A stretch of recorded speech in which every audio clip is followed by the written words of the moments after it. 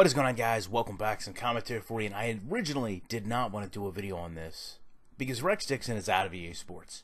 So in a way, it's hard to continue to go back and bring him into this conversation. But we also have to respect Rex Dixon was a main influencer at EA, involved with Madden for a very long time. So his words are going to remain powerful in the community for a very long time to come.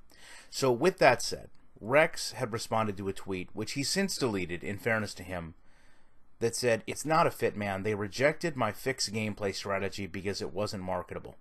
Now, what this tells us is what a lot of us already know. Madden is not going to take a year and just come out and say, well, we fixed a whole bunch of things, so now the game's better and buy it. And from a marketing standpoint, you can't fault them. You can't, as a business, come out and say, hey, our product isn't that great, or our product has all these flaws, but come buy it now because we fixed all our problems.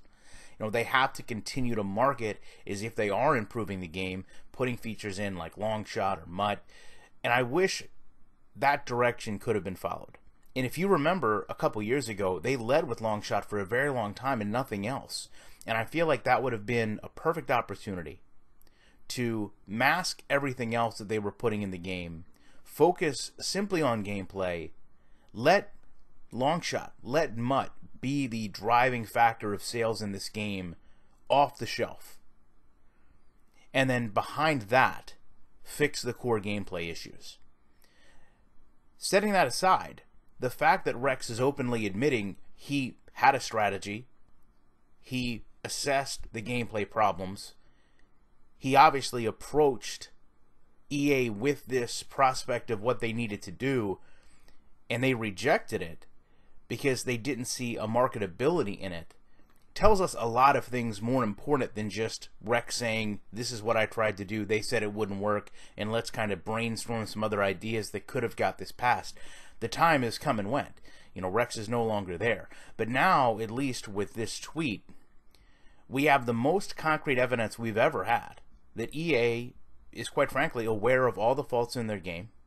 They're aware of how it impacts sales.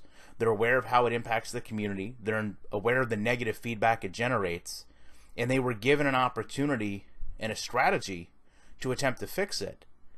But because either they didn't want to admit where their product was, or they didn't believe it was a marketable concept to fix their product in a single year, they elected not to do it.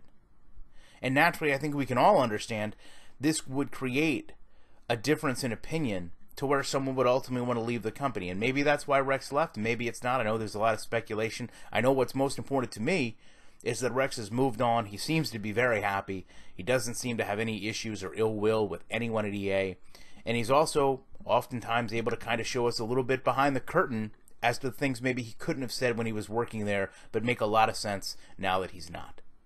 With that said, I mean, this is a developer coming out and saying things that a lot of times you don't have developers say. You don't have a lot of developers admit to.